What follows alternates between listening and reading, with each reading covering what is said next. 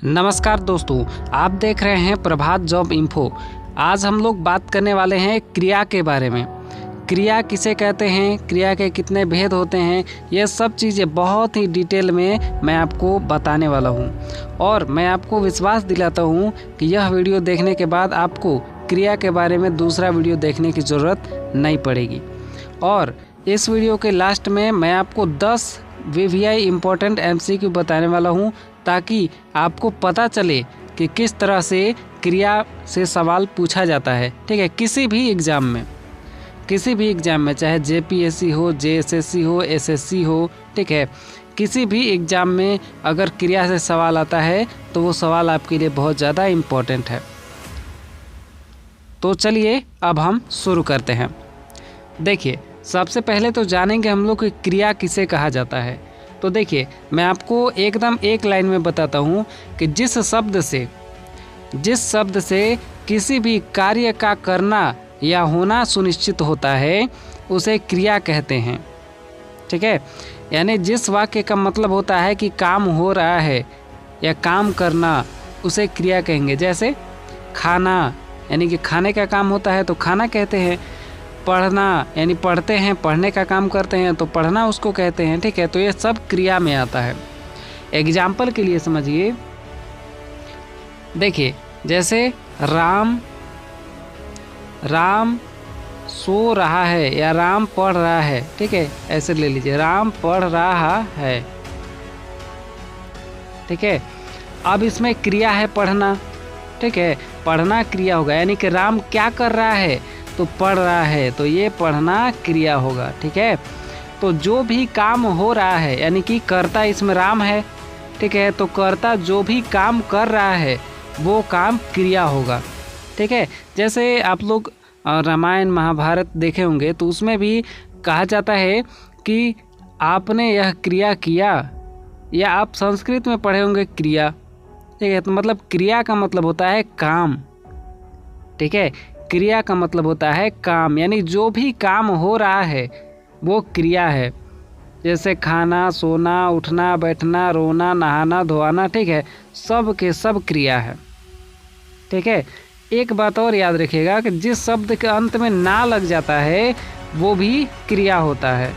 ठीक है, जिस वाक्य के अंत में ना लगा रहता है वो क्रिया होता है। जैसे सोना, रहना, भागना, दौड़ना, कूदना, हंसना, ठीक है, ये सब के सब क्रिया है। ठीक है, तो क्रिया को पहचानने का भी आसान तरीका है। तो मैंने आपको बताया कि राम पढ़ रहा है, तो इसमें क्रिया कौन होगा, तो राम जो काम कर रहा है वही क्रिया है। तो राम अभी क्या कर रहा है, तो अभी राम पढ़ रहा है। ठीक है, तो पढ़ना क्रिया होगा। ठीक है, अगर आपको एग्ज़ाम में परिभाषा लिखना हो तो आप कुछ इस तरह से लिख सकते हैं। यहाँ पे मैंने बता दिया है कि क्रिया किसी भी वाक्य का एक महत्वपूर्ण हिस्सा होती है जो यह बताती है कि वाक्य में कर्ता यानी कि सब्जेक्ट क्या कर रहा है।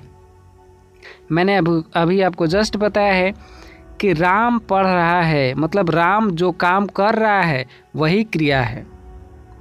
ठीक है, तो राम पढ़ने का काम कर रहा है तो पढ़ना क्रिया है। देखिए, यह कार्य, अवस्था या घटना को व्यक्त करती है। मतलब क्रिया किसी भी कार्य का करना या होने की घटना को व्यक्त करती है।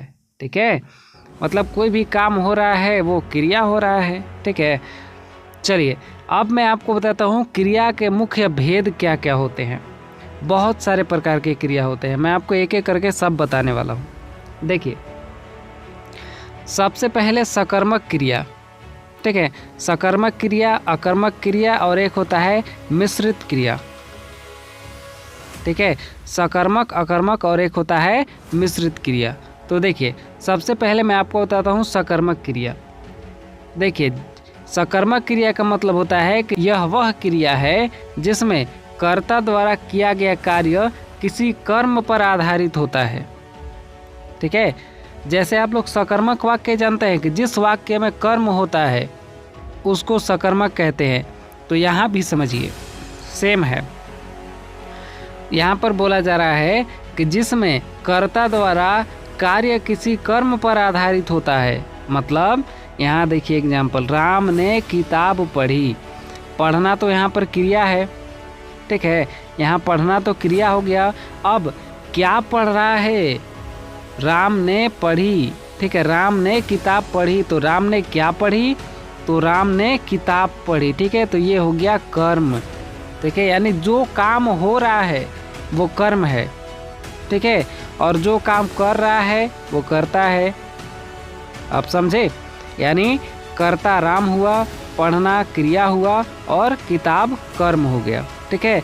तो जिस भी वाक्य में कर्म रहता है उसको सकर्मक वाक्य कहा जाता है, और जिस भी क्रिया से कर्ता द्वारा किसी कार्य का करने का बोध होता है, यानी कि किसी कर्म के करने का बोध होता है, तो उसको सकर्मक क्रिया कहते हैं। समझे? जैसे राम ने किताब पढ़ी, तो राम ने क्या पढ़ी? तो किताब, ठीक है। तो ये किताब यानी कि ये एक सकर्मक क्रिया है। अब जस्ट उसके अपोजिट देखिए, यहाँ पे बच्चा सो रहा है अकर्मक क्रिया में। देखिए अकर्मक क्रिया का मतलब होता है कि जिसमें कोई भी कर्म नहीं रहता है, ठीक है। तो यहाँ पे देखिए बच्चा सो रहा है, तो बच्चा यहाँ पे करता है और सोना यहाँ पे क्रिया है। इसमें कर्म है कहीं पे? यहाँ पे किताब कर्म था, ठीक है, किताब यहाँ पे कर्म था, और यहाँ पे जो है कर्म कहीं पर भी नहीं है, ठीक है। इस वाक्य में कर्म कहीं पर भी नहीं है, केवल करता है बच्चा और सोना क्रिया हो गया, ठीक है। इसमें कर्म नहीं है, तो ये हो गया अकर्मक क्रिया, ठीक है। यानी देखिए अकर्मक क्रिया में क्या होता है कि कोई भी काम तो होता है, लेकिन क्या हो रहा है, कहाँ हो रहा है, ठीक है, इसका पता नहीं होता है, ठीक है। जैसे राम कर रहा है, अब क्या कर रहा है ये तो पता नहीं है, ठीक है। करना तो यहाँ पर क्रिया हो गया, लेकिन क्या कर रहा है? तो राम काम कर रहा है, ठीक है। तो काम बीच में लगा दिए तो ये कर्म हो गया, ठीक है। अब समझे? यानी कि जिस क्रिया में कर्म रहता है, यानी कि जिस क्रिया के पहले कर्म जुड़ा हुआ रहता है उसको सकर्मक क्रिया कहेंगे, और जिस क्रिया के पहले कर्म नहीं रहता है उसको अकर्मक क्रिया कहेंगे, ठीक है। चलिए एक और बच गया, मिश्रित क्रिया। देखिए मिश्रित क्रिया मतलब मिक्स्ड वर्ब, ठीक है, इसको इंग्लिश में बोलते हैं मिक्स्ड वर्ब।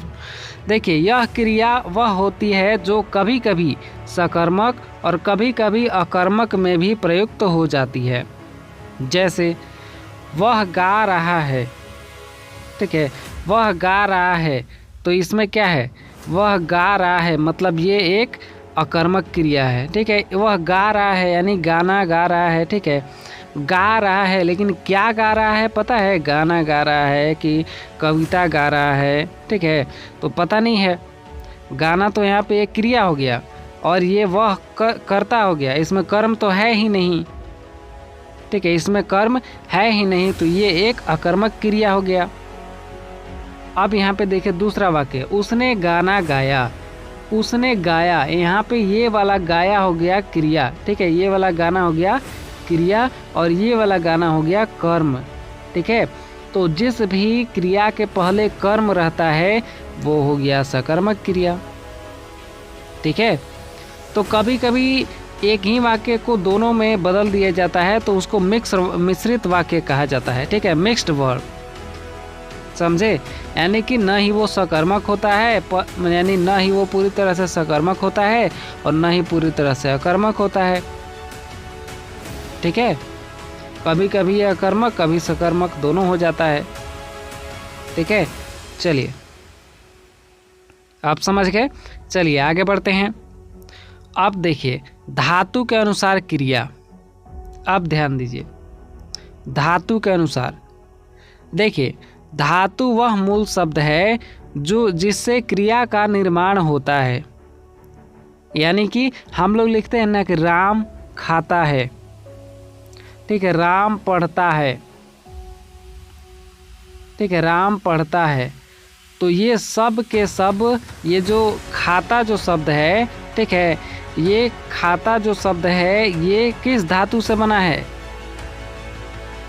ठीक है, ये खाता जो है खाना धातु से बना है, ठीक है। खाता जो खाता मतलब ये तो हम लोग ऐसे प्रेजेंट जो क्या कि वर्तमान काल रहता है तो हम लोग खाता है लगा देते हैं। भविष्य जो है कंटिन्यूअस में रहता है तो खा रहा लगा देते हैं। फ्यूचर में रहता है तो खाएगा लगा देते हैं। लेकिन मूल शब्द तो एक ही रहता है ना, खाना। मूल शब्द तो एक ही है, खाना, पढ़ना, सोना, रोना, धोना, नहाना। ठीक है, ये सब के सब एक ही शब्द है कि नहीं। खाना, ये खाना जो शब्द है इसी को हम लोग बदल देते हैं। इसी को कभी खाता कर देते हैं, कभी खा रहा कर देते हैं, कभी खाएगा कर देते हैं। ठीक है, तो मूल शब्द जो है उसी को धातु कहते हैं, समझे। जैसे खाना जो है, खाना को हम लोग खाता में भी बदल देते हैं, खाया में भी बदल देते हैं। ठीक है, और जो है खाएगा में भी बदल देते हैं। ठीक है, खा रहा में भी बदल देते हैं। तो जो ये सब तो जो है क्रिया है, लेकिन मूल शब्द जो होता है उसको धातु कहते हैं। तो मूल शब्द कौन है? खाना है, तो इसलिए ये धातु होगा। ठीक है, इसको धातु कहेंगे। चलिए, अब आप समझ गए, यानी कि क्रिया का जो मूल शब्द रहता है उसको धातु कहते हैं। ठीक है, जिससे कि क्रिया बनता है। जैसे कि राम पढ़ता है, तो पढ़ता किस वाक्य से बना है? पढ़ता जो है किस शब्द से बना है? पढ़ना से बना है। ठीक है, पढ़ना से बना है पढ़ता। तो पढ़ना जो शब्द है वो मूल शब्द है। ठीक है, और उसी मूल शब्द को धातु कहते हैं। ठीक है, चलिए अगला है काल के अनुसार क्रिया। देखिए, काल के अनुसार क्रिया 3 प्रकार के होते हैं: वर्तमान काल, भूतकाल और भविष्य काल। वर्तमान काल में क्रिया होता है जैसे पढ़ता है, खेलता है। ठीक है, इसको बोलते हैं वर्तमान काल। ठीक है, जिसमें ता ते ती लगा देते हैं क्रिया के लास्ट में, है ना। यहाँ पे पढ़ता, खेलता, ठीक है, सोते, नहाते। ठीक है, ये सब के सब यानी कि ता ते ती जिसमें लगा देते हैं वो वर्तमान काल हो जाता है। ठीक है, और भूतकाल में यूज करते हैं जैसे पढ़ा, खेला, यानी कि वह पढ़ा था, वह खेला था, वह सोया था, वह नहाया था। ठीक है, वह गया था। तो यहाँ पे जितना भी पढ़ा, खेला ये शब्द है, ये सभी क्रिया जो है भूतकाल का क्रिया है। ठीक है, भूतकाल क्रिया। और भविष्य काल में देखिए, जैसे पढ़ेगा, लिखेगा, खेलेगा, कूदेगा, नहाएगा, धोआएगा, दौड़ेगा, भागेगा। ठीक है, तो जिसमें गा गेगी लगा होता है वो फ्यूचर टेंस का क्रिया होता है, मतलब कि भविष्य काल का क्रिया होता है। ठीक है, चलिए अब समझ गए। जिसमें ता ते ती लगा हो वो वर्तमान काल का है। जिसमें कुछ भी नहीं लगा हो, मतलब कि पढ़ा, खेला, जो है नहाया, कूदा, दौड़ा, ठीक है, ये सब हो तो उसको भूतकाल कहेंगे। ठीक है, मतलब कि जो कर चुका है। ठीक है, मतलब कि वह पढ़ा यानी कि वह पढ़ लिया है। ठीक है, वह खेला, वह खेल लिया है। ठीक है, यानी जो काम पूरा हो चुका है वो भूतकाल में। और भविष्य काल में है कि पढ़ेगा, लिखेगा, खेलेगा, कूदेगा, दौड़ेगा। ठीक है, सब आगे करेगा भविष्य में, तो उसको भविष्य काल का क्रिया कहेंगे। ठीक है, चलिए अगला है प्रयोग के अनुसार क्रिया। अब प्रयोग के अनुसार देखिए, एक होता है संपूर्ण क्रिया, एक होता है अपूर्ण क्रिया और एक होता है संभावना क्रिया। मतलब अब समझिए तीनों का मतलब। संपूर्ण क्रिया का मतलब होता है, इसको इंग्लिश में कहा जाता है परफेक्टिव एस्पेक्ट। मतलब कि जो भी काम पूरा हो चुका है। ठीक है, जो भी काम पूरी तरह से ख़त्म हो चुका है। ठीक है, जो काम को कर दिया गया है उसको कहेंगे संपूर्ण क्रिया। जैसे कि कर चुका, जा चुका। एग्जाम्पल के लिए जैसे राम जा चुका है, रमेश वह काम कर चुका है, सुरेश खा चुका है। ठीक है, मतलब कि खा गया। ठीक है, यानी कि काम ख़त्म हो गया, खाने का काम ख़त्म हो गया। ठीक है, तो जो काम पूरी तरह से ख़त्म हो गया उसको कहेंगे संपूर्ण क्रिया। और अपूर्ण क्रिया का मतलब कि जो काम अभी हो ही रहा है। ठीक है, जो काम अभी हो रहा है, जैसे राम पढ़ रहा है, अभी पूरी तरह से पढ़ा भी नहीं है, अभी काम हो ही रहा है। ठीक है, रमेश बाज़ार जा रहा है, अभी बाज़ार पहुंचा भी नहीं है, यहाँ से चल दिया है, बस पहुंचने वाला है, बस जा ही रहा है। तो जो काम कंटिन्यू में हो रहा है उसको कहेंगे अपूर्ण क्रिया, मतलब कि जो पूरी तरह से अभी पूरा नहीं हुआ है, जो अभी काम पूरा नहीं हुआ है उसको कहेंगे अपूर्ण क्रिया। ठीक है, यानी कि जो भी काम अभी पूरा नहीं हुआ है उस वाक्य में यूज होने वाले क्रिया को कहेंगे अपूर्ण क्रिया। ठीक है, जैसे कर रहा है, जा रहा है, सो रहा है, नहा रहा है, खा रहा है, पी रहा है। ठीक है, ये सब के सब अपूर्ण क्रिया है, समझे। चलिए, और एक है संभावना क्रिया, मतलब कि जो भी काम करने की संभावना होता है। ठीक है, तो वैसे क्रिया को संभावना क्रिया कहेंगे, जैसे कि कर सकता है, जा सकता है। अब उम्मीद है, जैसे हम लोग कहते हैं कि राम बाजार जा सकता है, ठीक है, रमेश बाजार जा सकता है, तो अब जाएगा कि नहीं जाएगा वो उस पर निर्भर है। ठीक है, हालांकि हम संभावना लगा रहे हैं कि हाँ वो जा सकता है। ठीक है, वो जाएगा कि नहीं जाएगा अब उस पर है, लेकिन हम लोग बस एक कह सकते हैं कि हाँ वो रमेश जा सकता है बाजार। ठीक है, रमेश बाजार जा सकता है। ठीक है, ये एक संभावना लगाया जा रहा है। ठीक है, चलिए यहाँ तक आपको अच्छे तरीके से समझ में आ गया होगा। चलिए आगे बढ़ते हैं, और भी जो है एक बचा हुआ है। देखिए, स्वरूप के अनुसार क्रिया होता है स्वरूप, यानी कि मोड बेस्ड वर्ब। इंग्लिश में इसको बोल देंगे मोड बेस्ड वर्ब। देखिए, स्वरूप के अनुसार होता है कर्तृवाच्य क्रिया और कर्मवाच्य क्रिया, यानी कि एक्टिव वॉइस और पैसिव वॉइस। हिंदी में आप लोग इंग्लिश में आप लोग पढ़े होंगे। ठीक है, इंग्लिश में अगर आप लोग ग्रामर पढ़े होंगे तो एक्टिव वॉइस और पैसिव वॉइस के बारे में जानते होंगे। ठीक है, देखिए अब ये होता क्या है समझिए। कर्तृवाच्य क्रिया का मतलब होता है कि मतलब कि जिसमें, मतलब क्या कहें इसको, कि जैसे देखिए राम ने किताब पढ़ी। ठीक है, राम ने किताब पढ़ी, यहाँ पर किताब कौन पढ़ा, तो राम पढ़ा। ठीक है, यानी कि इसमें कर्ता पर जोर दिया जाता है। ठीक है, राम ने किताब पढ़ी, तो किसने किताब पढ़ी, तो राम ने किताब पढ़ी। ठीक है, राम ने, तो यहाँ पर कर्ता पर जोर दिया जा रहा है, इसलिए ये होगा कर्तृवाच्य क्रिया। ठीक है, कर्मवाच्य का मतलब देखिए, किताब राम द्वारा पढ़ी गई, यानी कि राम द्वारा क्या पढ़ी गई, तो किताब पढ़ी गई। ठीक है, राम द्वारा क्या पढ़ी गई, तो किताब पढ़ी गई। यहाँ पर किताब पर जोर दिया जा रहा है। ठीक है, किताब राम द्वारा पढ़ी गई, और यहाँ पर पहले वाले वाक्य में राम ने किताब पढ़ी।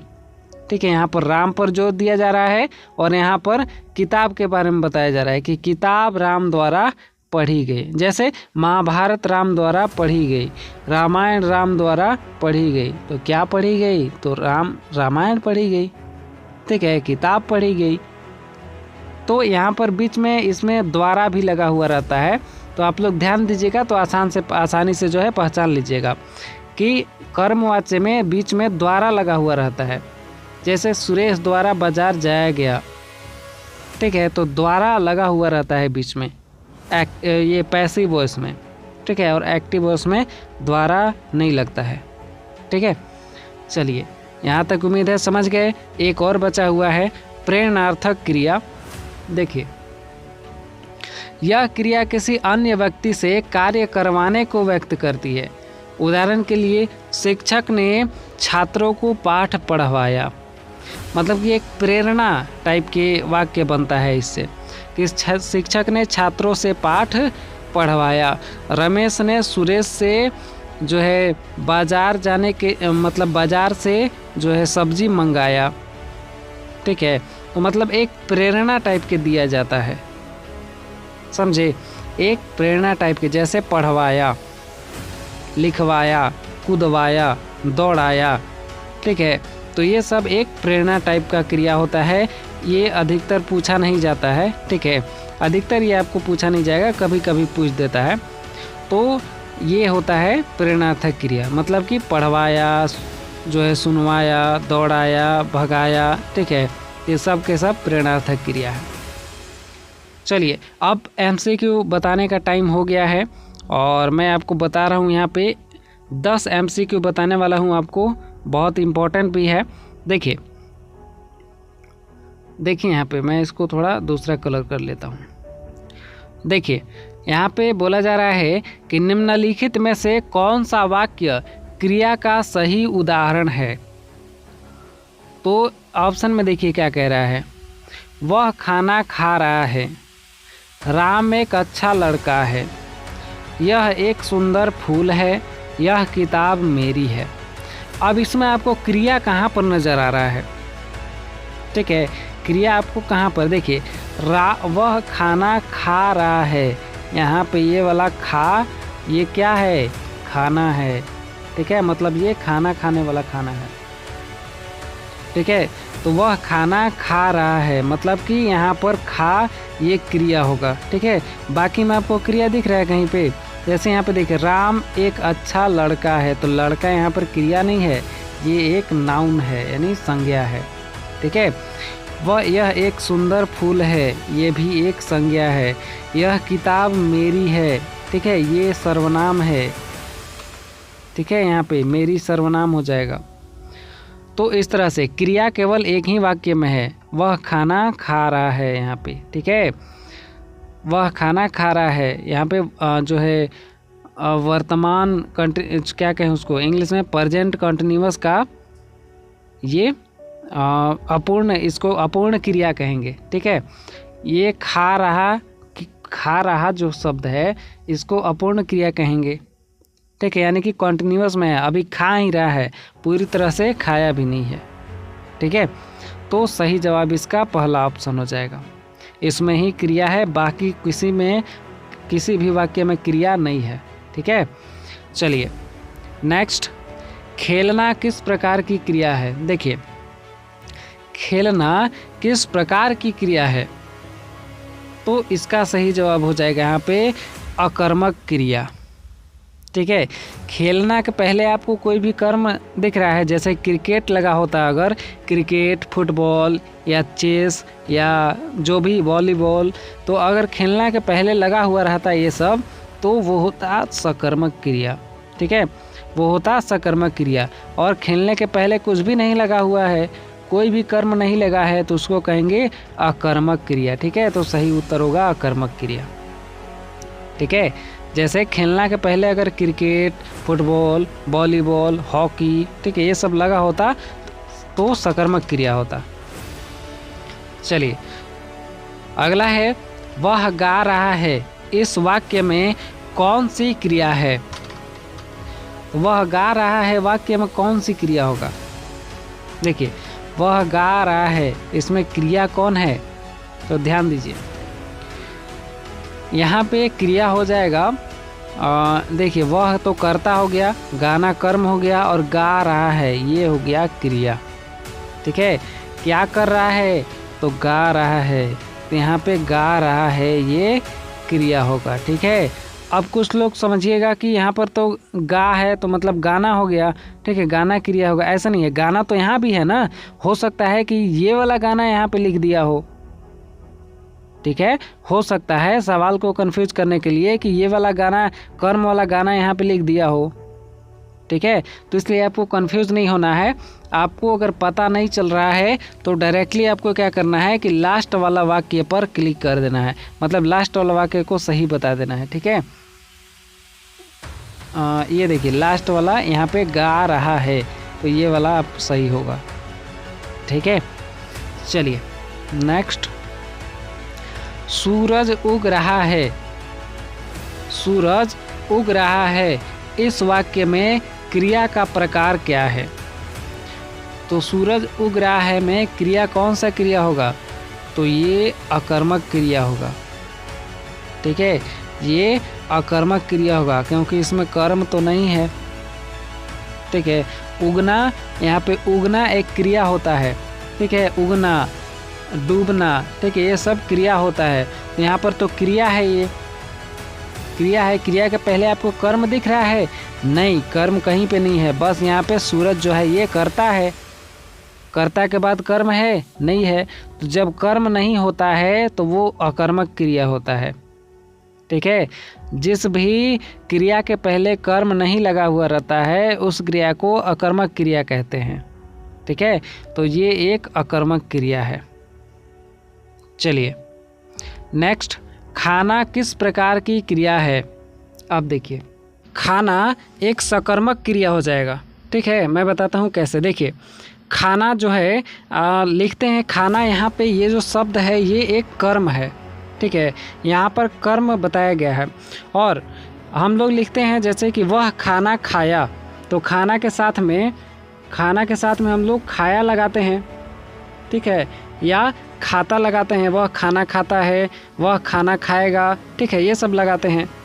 तो अगर यहाँ पे खाएगा या खाया रहता तो यहाँ पे अकर्मक क्रिया होता, लेकिन यहाँ पे खाना का मतलब है भोजन।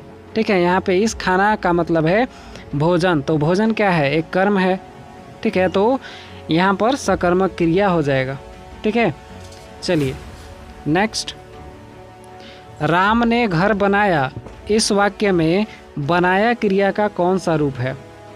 ठीक है, राम ने घर बनाया, तो ये बनाया जो है कौन सी क्रिया है, तो आपको बताना है यहाँ पे कि राम ने घर बनाया, यानी कि राम ने घर बना लिया। ठीक है, तो बना लिया मतलब कि बीत गया। ठीक है, बीत गया मतलब भूतकाल।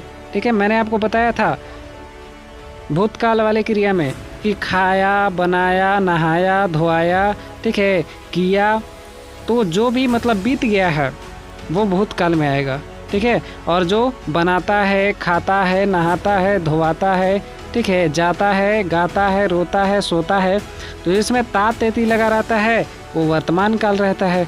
ठीक है, मतलब कि जो काम अभी पूरा नहीं हुआ है, अभी चल ही रहा है, वो वर्तमान काल होगा। और खाएगा, नहाएगा, धोआएगा, मतलब कि जो भविष्य में किया जाएगा उसको भविष्य काल कहेंगे। ठीक है, तो यहाँ पे राम ने घर बना लिया है, तो ये भूतकाल हो जाएगा। चलिए अगला है, लिखना किस प्रकार की क्रिया है। देखिए, लिखना किस प्रकार की क्रिया होगी, तो ये भी एक सकर्मक क्रिया होगा। ठीक है, ये भी एक सकर्मक क्रिया है। कंफ्यूज मत हो जाएगा कि लिखना यहाँ पे क्रिया है। ठीक है, क्रिया ही है, लेकिन कौन सी क्रिया है, तो सकर्मक क्रिया होगा। ठीक है, जैसे यहाँ पे हम लोग अगर यहाँ पे लिखता लिखा हुआ रहता कि लिखता, या यहाँ पे जैसे क्या कहें इसको, लिखता केवल रहता तो ये हो जाता अकर्मक क्रिया। ठीक है, या लिख रहा, ये भी अकर्मक क्रिया होता, लेकिन यहाँ पे लिखना है तो ये सकर्मक क्रिया होगा। ठीक है, कंफ्यूज मत होइएगा। चलिए अगला है, वह हंस रहा है, इस वाक्य में कौन सी क्रिया है। मतलब कि वह हंस रहा है, इस वाक्य में कौन सी क्रिया है, तो इसका सही उत्तर हो जाएगा यहाँ पे। देखिए यहाँ पे क्रिया कौन सा है, हंसना। ठीक है, तो हंसना मतलब कि हंस रहा है। ठीक है, क्रिया यहाँ पे होगा हंस रहा है, तो यहाँ पे सही उत्तर होगा डी। ठीक है, हंस रहा है यही एक क्रिया है। कर्म तो इसमें कहीं पर भी नहीं है। ठीक है, वह करता है और बाकी कर्म तो है नहीं, डायरेक्ट क्रिया आ गया है। ठीक है, तो कर्ता के बाद इधर क्रिया ही है सब कोई। ठीक है, जितना भी कर्ता के बाद बच गया सब क्रिया है, तो हंस रहा है ये क्रिया हो जाएगा। चलिए नेक्स्ट अगला सवाल, तुम क्या कर रहे हो, इस वाक्य में क्रिया का कौन सा रूप है। तुम क्या कर रहे हो मतलब कि अभी कर ही रहा है। ठीक है, अभी कर ही रहा है, तो ये हो जाएगा वर्तमान काल। ठीक है, अभी कर ही रहा है मतलब ये वर्तमान काल होता। ठीक है, वर्तमान काल है। और अगर यही लिखा रहता कि तुमने क्या किया, तो ये भूतकाल हो जाता, और तुम क्या करोगे ये भविष्य काल हो जाता। ठीक है, तो यहाँ पे इस तरह से आपको पता लगाना है कि मतलब जो काम अभी चल ही रहा है वो वर्तमान काल होगा, जो बीत गया वो भूतकाल, और जो अभी आने वाला है यानी कि जो आगे काम होने वाला है वो भविष्य काल। चलिए अगला है अंतिम सवाल, वह रोज सुबह दौड़ता है, इस वाक्य में कौन सी क्रिया है। देखिए, वह रोज सुबह दौड़ता है, इस वाक्य में कौन सी क्रिया होगा, तो इसका सही उत्तर हो गया यहाँ पे दौड़ता। ठीक है, यहाँ पे ये वाला क्रिया है, ठीक है, दौड़ता शब्द क्रिया है यहाँ पे, ठीक है। अब यही पूछता कि दौड़ता शब्द का मूल रूप क्या है, समझिए, दौड़ता शब्द का मूल धातु अगर पूछ देता तो दौड़ता शब्द का मूल धातु होता है दौड़ना, ठीक है। मैंने आपको बताया है कि जिसमें कि ना लगा हुआ रहता है वो मूल धातु रहता है, ठीक है, क्रिया का मूल रूप रहता है। तो यहाँ पे मूल रूप नहीं पूछा है, यहाँ पे इस शब्द में से क्रिया पूछ रहा है कि इस शब्द में कौन सा शब्द क्रिया है, ठीक है। तो यहाँ पे दौड़ता क्रिया है, तो यहाँ पे दौड़ता ये एक क्रिया है, ठीक है। बाकी यहाँ पे वह करता है, रोज़ इधर कर्म हो गया, ठीक है, रोज़ सुबह कर्म हो गया इधर, तो यहाँ पे दौड़ता क्रिया हो जाएगा, ठीक है। तो उम्मीद है आपको सब कुछ बहुत ही अच्छे से समझ में आया होगा। और अगर आप संज्ञा सर्वनाम का वीडियो देखना चाहते हैं तो प्लेलिस्ट मिल जाएगा और डिस्क्रिप्शन में भी लिंक उसका मिल जाएगा, तो आप वहां से देख सकते हैं। तो चलिए मिलेंगे अब हम नेक्स्ट वीडियो में। वीडियो अगर अच्छा लगा हो तो लाइक और शेयर ज़रूर कीजिएगा, और चैनल पर नए हैं तो सब्सक्राइब ज़रूर कर लीजिएगा, और ऐसे ही वीडियोज़ के लिए बेल आइकन को भी ऑन कर लीजिएगा ताकि आपको जब भी मैं वीडियो अपलोड करूं तो आपके पास नोटिफिकेशन चला जाए। तो चलिए मिलेंगे नेक्स्ट वीडियो में, तब तक के लिए धन्यवाद। जय हिंद।